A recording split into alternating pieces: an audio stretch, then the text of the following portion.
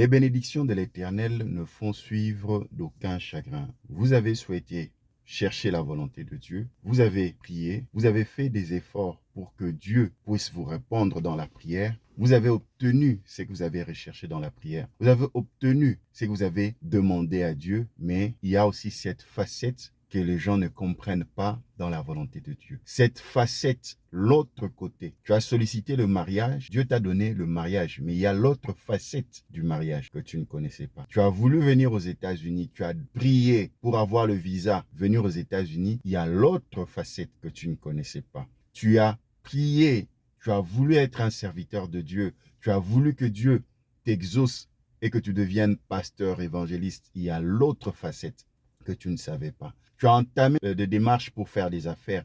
Tu as demandé à Dieu des fonds de commerce. Tu as demandé à Dieu qu'il puisse t'orienter dans le projet où tu devais investir. Mais il y a l'autre facette.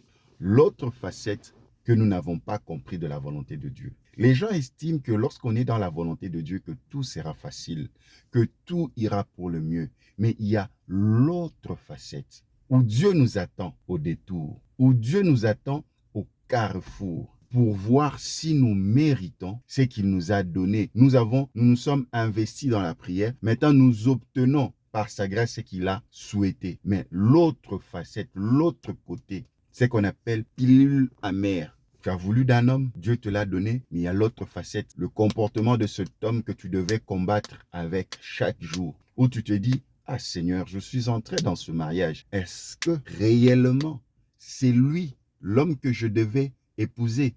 C'est elle la femme que je devais épouser, Seigneur? Est-ce que tu es sûr? Pourquoi? Parce qu'il y a l'autre facette. Tu as voulu devenir pasteur. Tu avais l'appel. Mais il y a l'autre facette, la gestion quotidienne de l'église, où vous avez les frais de loyer à payer, vous avez les factures d'eau, d'électricité, où vous avez la gestion d'âme, où vous avez les conflits entre frères et sœurs de l'église, répondre aux déshydratats, parce qu'il y a beaucoup d'âmes. Tu voulais te lancer dans les affaires. Et voilà, tu es dans les affaires que tu voulais. Tu voulais te mettre dans les circuits vivriers, mais tu rencontres les détournements, toute cette facette.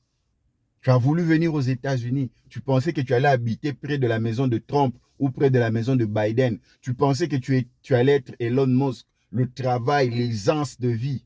Mais c'est l'autre facette où tu dois te battre au quotidien. Lorsque nous entrons dans la volonté de Dieu, c'est une vie de foi que nous devons mener au quotidien. Nous devons progresser palier par palier. Démontrer à Dieu que nous méritons la place où nous sommes. Démontrer à Dieu que ce n'était pas que par des paroles, mais nous sommes capables d'assumer. La vie de couple, la vie de mariage, la vie de ménage est une vie au quotidien où vous devez montrer votre facette, où vous devez vous retrouver, où vous devez vous inventer. Ce n'est plus la personne qui était célibataire avant le mariage. C'est la personne maintenant qui est mariée qui doit s'appeler épouse ou époux. C'est la personne qui doit maintenant savoir gérer les comportements, où vous vous découvrez surtout les défauts. Ce n'est pas parce qu'il y a les défauts, ce n'est pas parce qu'il y a les mauvais comportements dans le mariage que ce n'était pas la volonté de Dieu. C'est la volonté de Dieu. Mais sauf que c'est ta partie maintenant. C'est ta partition. Dieu a joué sa partition. Maintenant, toi, tu dois démontrer que tu es l'épouse dans cette maison. Toi, tu dois démontrer que tu es l'homme dans cette maison. Tu dois démontrer, acquérir les nouvelles compétences de parents, de responsables. Le parent responsable de ses enfants, le responsable de la famille qui se lève, ce père aimant, cet époux qui sait gérer les conflits. De ton côté, tu dois te démontrer que tu es l'épouse, la régente de la maison, celle qui veille sur l'homme et les enfants, qui planifie, celle qui est soumise. Mais c'est cette pilule que tu ne veux pas prendre. C'est cette pilule. C'est ce côté du médaille que tu ne veux pas aller. Tu es arrivé aux États-Unis d'Amérique, tu pensais que tout allait aller sur les roulettes, tout serait facile, tu auras directement des voitures, il y aura des dollars par-ci, par-là, tu voyageras, mais tu comprends que tu dois te découvrir, tu dois t'intégrer, apprendre la langue, tu dois travailler, tu dois t'intégrer.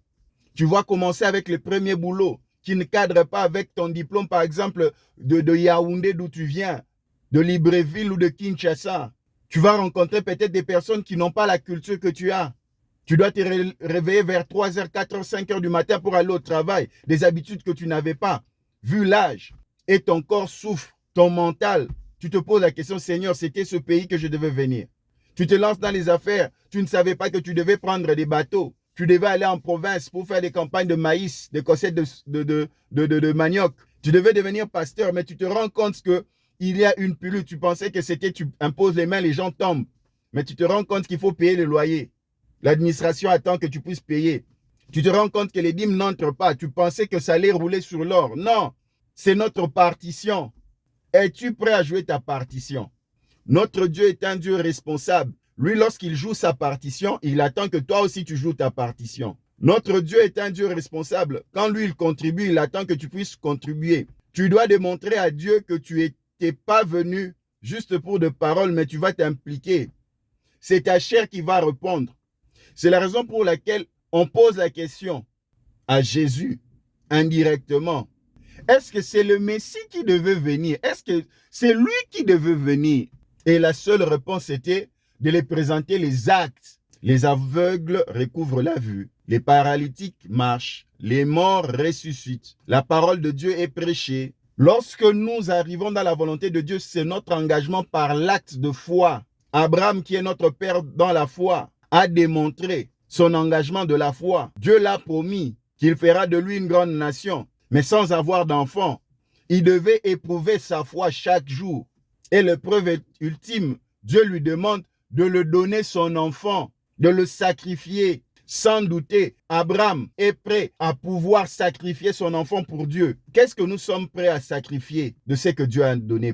Qu'est-ce que nous sommes prêts à sacrifier? Lorsque Dieu exauce, il attend des signes de foi en démontrant qu'on est prêt à tout sacrifier pour atteindre l'objectif qu'il nous a donné.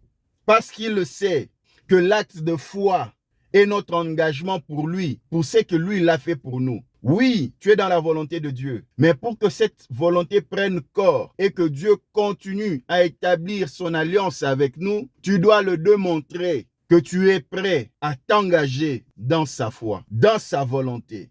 Car lorsqu'il donne une vision, il y a une provision. Car les bénédictions de l'Éternel ne font suivre d'aucun chagrin.